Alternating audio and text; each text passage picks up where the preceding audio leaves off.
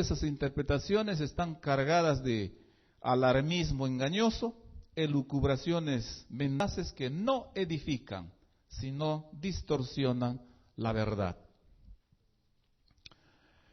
Bueno, esta noche vamos a entrar en el capítulo 5 de Daniel y vamos a ver lo que hemos llamado lecciones escatológicas del banquete de Belsasar.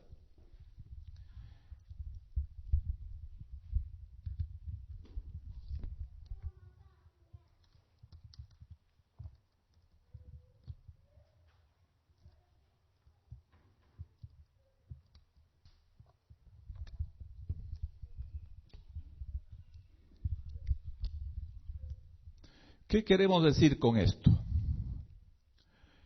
Queremos ver qué lecciones escatológicas nos da Daniel en su capítulo 5, cuando él relata el banquete de Belsasar. Y ustedes saben que cuando hablamos de lo escatológico estamos hablando sencillamente de las cosas del fin. Porque la escatología es la ciencia que trata acerca de las cosas del fin. Y cuando hablamos de las lecciones escatológicas del banquete de Belsasar, vamos a ver cómo este banquete registrado en el capítulo 5 de Daniel nos conecta con las cuestiones escatológicas.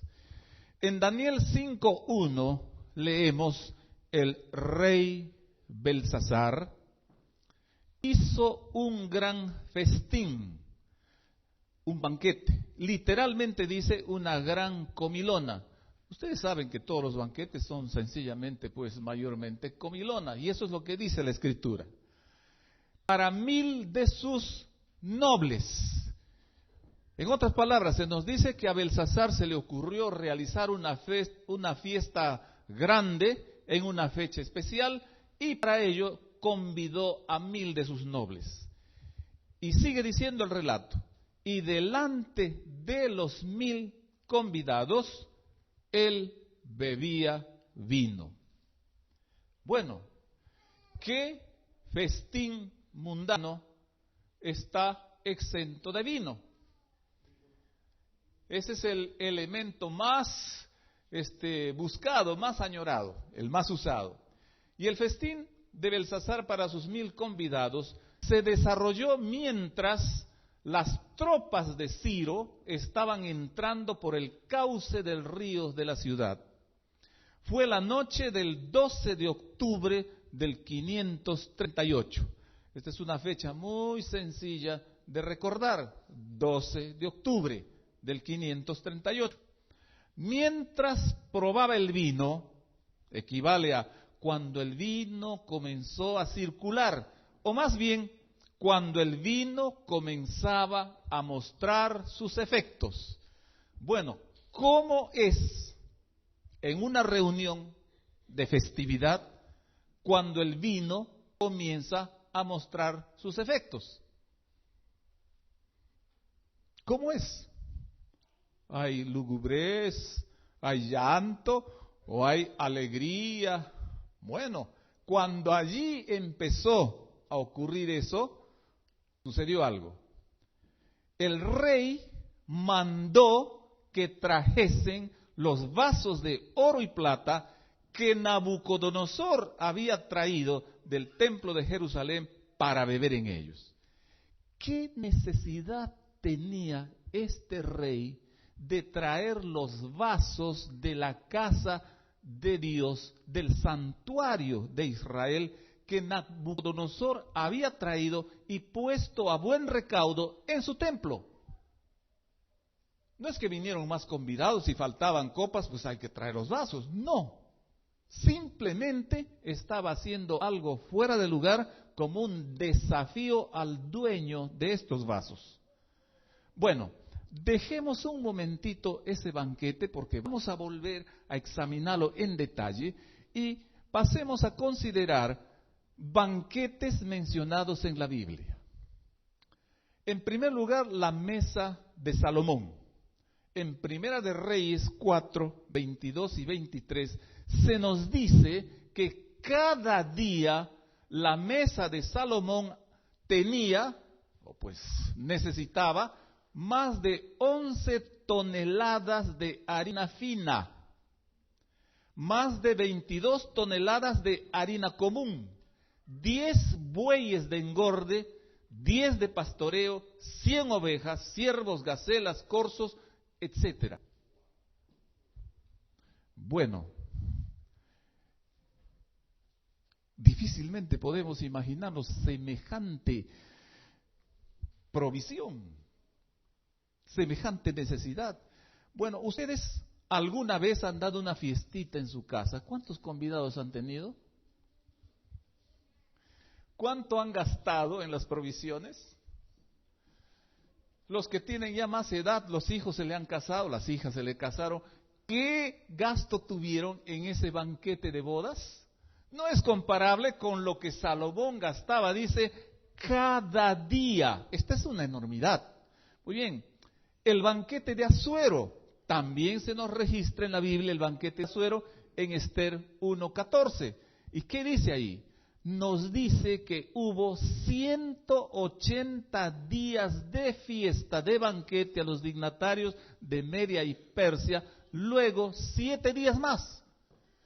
Bueno, 180 días, ¿cuánto es? Medio año. Bueno, no, yo no puedo entender bien esto. Medio año de banquete.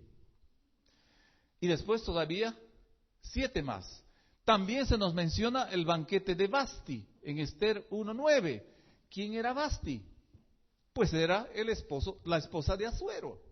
Ustedes saben que Vasti era la reina que fue convocada para lucir su belleza. Y ya ustedes pueden imaginarse qué es lo que esperaba el rey que hiciese Esther delante de esos convidados. Pero Vasti dijo, no, a mí no me exhiben de esa manera. Estaba más cuerda que el rey. Y luego, naturalmente, se nos dice que el banquete de Vasti era paralelo al banquete de Asuero. Luego está también el banquete, gran banquete de Esther, está en Esther 2:18. Bueno, la historia bíblica nos dice que como Vasti se negó a aparecer como el rey quería ante los dignatarios, simplemente los dignatarios atizaron la leña y dijeron, oye, ¿cómo es posible que tu mujer no te obedezca? Mira lo que va a pasar. Todos en el reino van a decir, si la reina no hizo caso, también nosotras no haremos. Tienes que hacer algo, Asuero, despáchala y nómbrate otra. Y Asuero hizo eso, como era rey pues en ese tiempo. Y entonces Estercita tuvo que pasar por las pasarelas de Persia, y ¿quién les dice? Salió ganando el concurso de belleza. Y entonces Esther dio un gran banquete, porque dice, hizo el rey un gran banquete a todos sus príncipes y siervos, el banquete de Esther.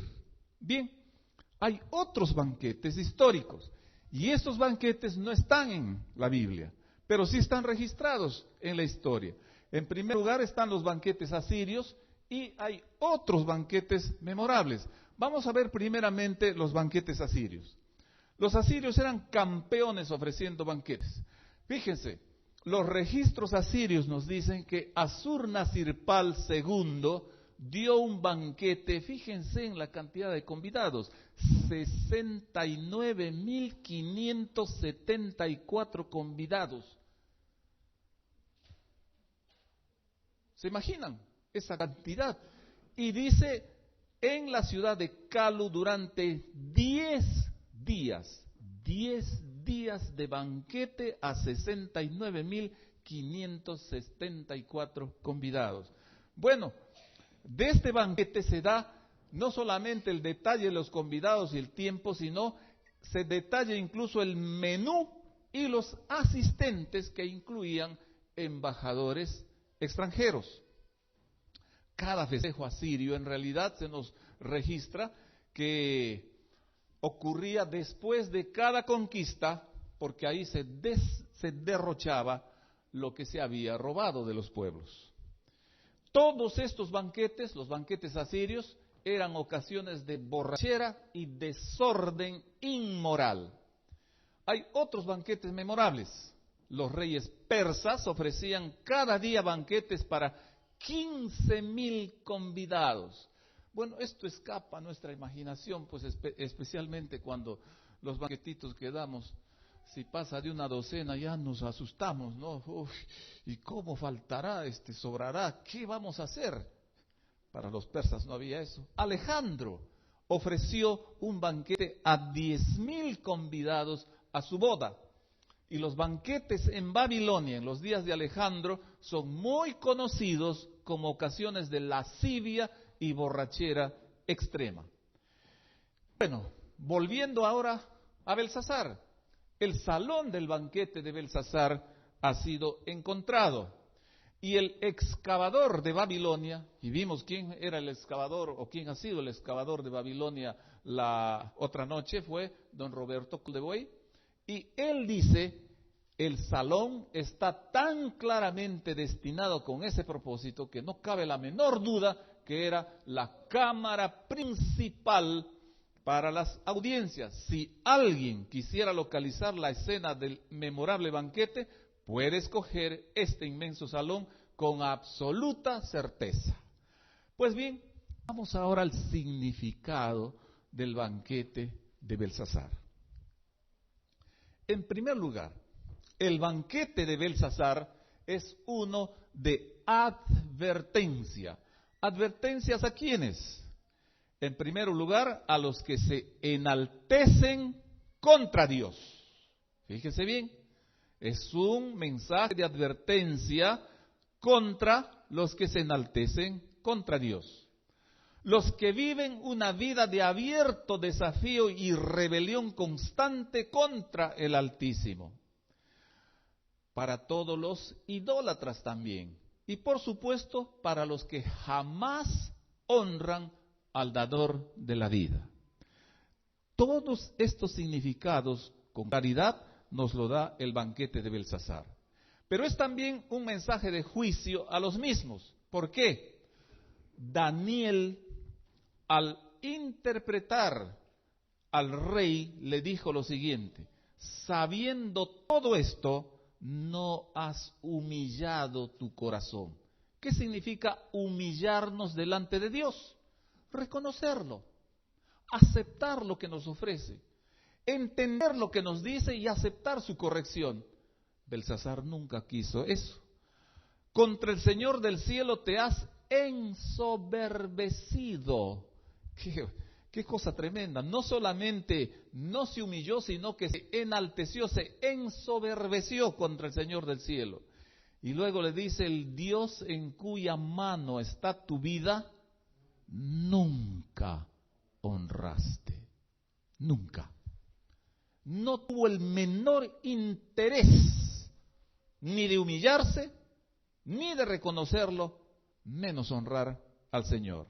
Y finalmente diste, no tenemos ningún problema, pero en aquellos días la escritura aramea no tenía vocales, y de hecho el trazo fue escrito en forma seguida, y para ello se presentó como un acertijo insoluble.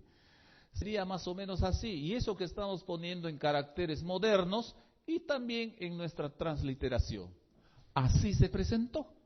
Y entonces, ¿qué es esto? ¿Qué significa? ¿Qué dice? Ni una cosa ni otra. Porque mientras estaban ahí congregados y cuando empezaba ya el vino a realizar sus efectos, ustedes tengan en cuenta, en esos salones, por más que eran los salones reales, no tenían luz como tenemos ahora. Eran apenas mecheros. Y en esa oscuridad, bajo ese trasfondo, aparece una luz brillante. Y luego una mano que empieza a escribir. Miren, miren, miren. Y todos se olvidaron de lo que estaban haciendo y ven con la boca abierta cómo va trazando